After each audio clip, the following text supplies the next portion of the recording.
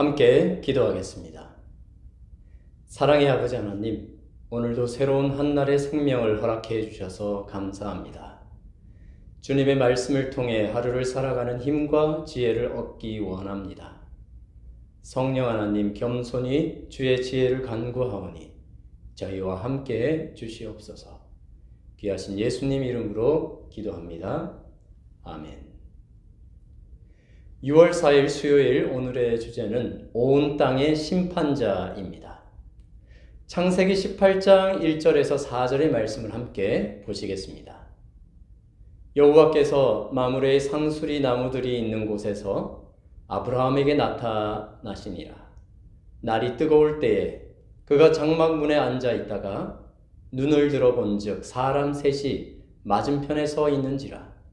그가 그들을 보자 곧 장막문에서 달려나가 영접하며 몸을 땅에 굽혀 이르되, 내 주여, 내가 주께 은혜를 입었사오면 원하건대 종을 떠나 지나가지 마시옵고 물을 조금 가져오게 하사 당신들의 발을 씻으시고 나무 아래에서 쉬소서.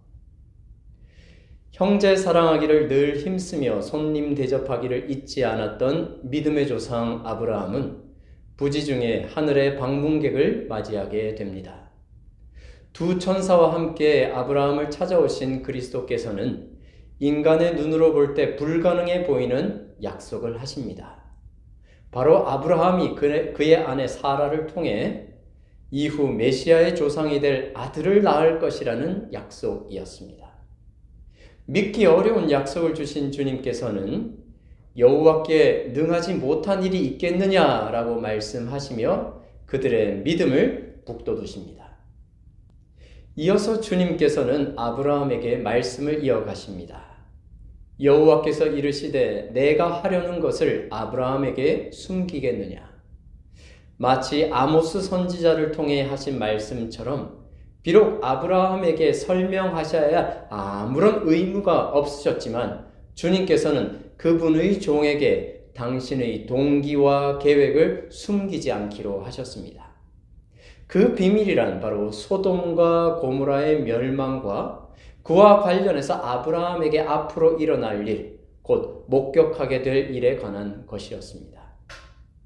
그리스도와 함께하였던 두 천사는 마지막 경고에 귀 기울일 사람들을 부르기 위해 먼저 길을 떠나갔고 추후 그들은 롯에게 성 밖으로 나와 멸망을 피하라고 경고하였습니다. 그러나 주춤하는 롯의 손을 이끌고 그들은 롯과 그의 가족들을 도시 밖으로 이끌었습니다.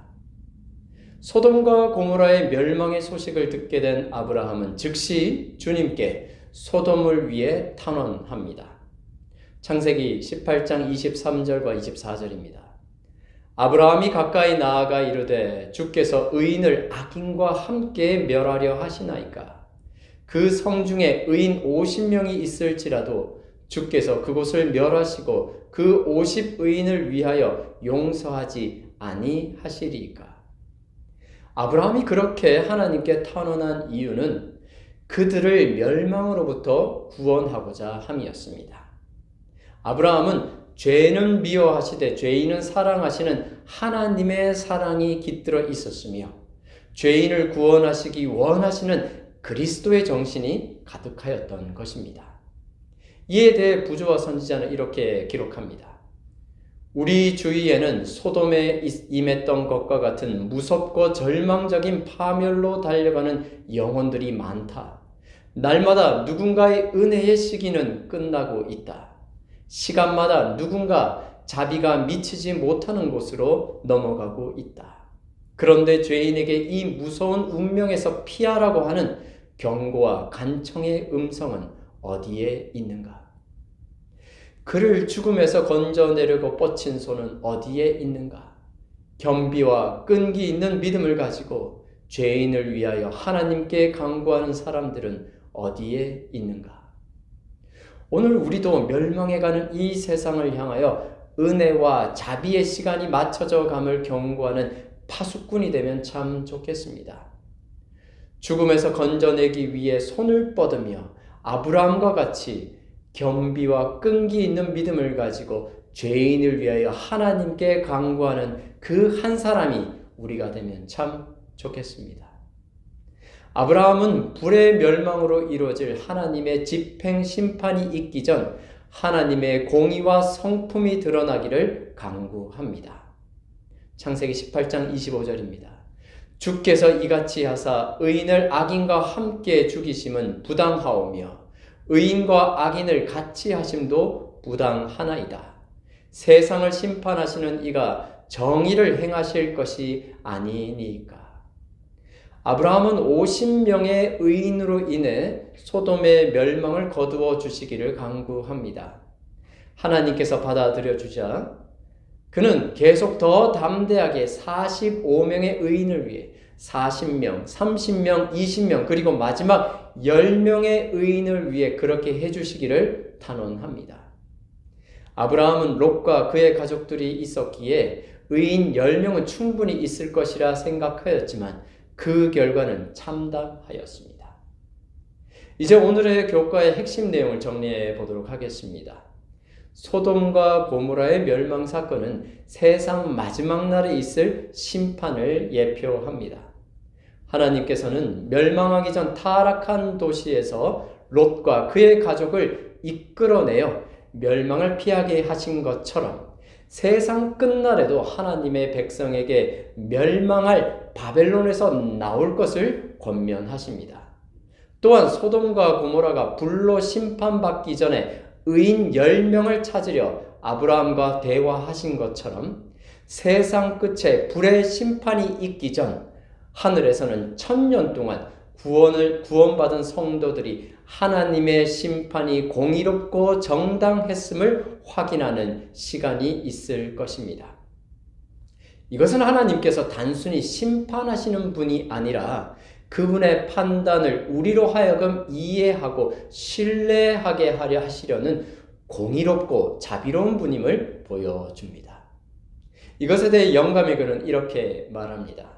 그들이 하나님과 그리스도의 제사장이 되어 1000년 동안 그리스도로 더불어 왕노릇하리라.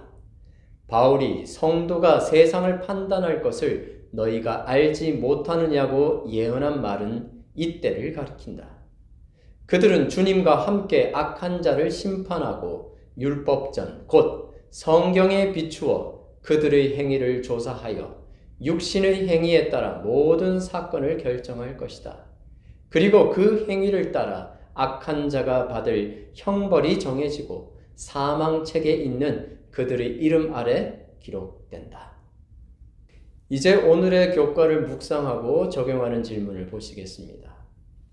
주께서 우리가 이해할 수 있게 알려주시는 것은 전적으로 의존적이며 권리가 없는 피조물을 그분이 어떻게 대하시는지에 무엇을 말해 줍니까? 하나님께서 우리를 대하시는 모습을 보면서 자신은 얼마나 다른 사람을 열린 자세와 존중하는 모습으로 대하는지 생각해 보십시오. 미국 로드 아일랜드주의 프랭크 카프리오 판사에 대해 여러분 들어본 적이 있으십니까? 그는 법정에서 따뜻하고 인간적인 판결로 많은 이들에게 감동을 주어 많은 사람들에게 알려져 있습니다. 그는 단순한 범칙금 재판에서도 피고인의 사정을 하나하나 귀 기울여 듣습니다. 특히 어린 자녀를 법정 위로 불러 그 아이 입장에서 사건을 바라보는 방식으로 잘 알려져 있습니다. 한 번은 영어가 서툰 이민자 어머니가 과속 운전으로 법정에 서게 되었습니다. 8살짜리 아들과 함께 나왔는데 카프리오 판사는 통역을 물리고 그 아이를 앞으로 불렀습니다. 그리고는 엄마를 위해 변호해 줄 수 있겠니? 라고 물었습니다. 그러자 아이는 엄마는 새 직장을 구하느라 바빴고 돈도 없어요. 제발 무죄로 해주십시오. 라고 진지하게 말했습니다. 카프리오 판사는 정말 어머니를 사랑하는 착한 아이구나 라고 말하며 무죄를 선고했습니다. 아이와 어머니는 눈물을 흘렸고 보는 모든 사람들의 마음도 뭉클하게 만들었습니다. 100불 이하의 벌금권에 대해서는요, 판사의 재량에 따라 판결할 수 있기에 카프리오 판사는 벌금형 대신 용서를 선택했고 그 어머니는 다시는 과속 운전을 하지 않을 것입니다. 또 다른 사건도 있었습니다. 속도 위반을 한 아버지가 재판을 받게 되었는데요. 이번에도 그 아들의 의견을 듣기 위해 그 판사는 아이를 법정으로 불렀습니다. 그리고 어린 아들에게 아버지가 유죄일까 무죄일까? 라고 물었습니다. 그랬더니 그 아이는 망설이지 않고 유죄입니다 라고 대답했습니다. 재판장은 바로 웃음바다가 되었습니다. 판사는 웃으면서 이렇게 말했습니다. 정직한 아이를 둔 훌륭한 아버지네요. 조심히 다니십시오. 그리고는 무죄를 선고했습니다. 카프리아 판사는 이렇게 말합니다. 아이들을 법정으로 부르는 것은 여전히 조심스럽습니다. 하지만 저는 재판을 아주 세심하게 하려 합니다. 그래야 부모들이 아이들 앞에서 비난받지 않을 수 있습니다. 그리고 저는 재판이 단순히 법적 판결이 아니라 사람과 사람 사이의 정의와 공감, 이해를 통해 도움을 주는 과정이라는 것을 세상에 알리고 싶습니다. 여러분, 전지전능하시면서도 우리에게 설명하고 이해하게 하시는 하나님처럼 이 판사도 상대방의 입장을 존중하며 때로는 가장 약한 자의 시선을 통해 판단하였습니다. 여러분, 1000년 동안 하늘에서 있을 심판에 대해 생각해 봅시다. 하나님께서는 전적으로 의존적이며 아무런 권리가 없는 피조물에게 그분의 심판에 참여하게 하셔서 그분의 성품을, 그분의 사랑과 공의를 보여주십니다. 그러므로 오늘 우리도 다른 사람을 대할 때 열린 자세로, 그리고 경청하려는 자세로, 그리고 존중하는 마음으로 대하여야겠습니다. 기도하겠습니다. 사랑의 아버지 하나님, 사랑받을 자격 없는 죄인들을 사랑해 주시고 주의 자녀 삼아 주시니 참 감사합니다. 온 세상을 공의롭게 통치하시며 자비를 베푸시는 하나님, 심판의 날이 이르기 전 구원의 손길을 뻗으시는 하나님의 사랑을 잊지 않게 하여 주시옵소서. 귀하신 예수님 이름으로 기도합니다. 아멘.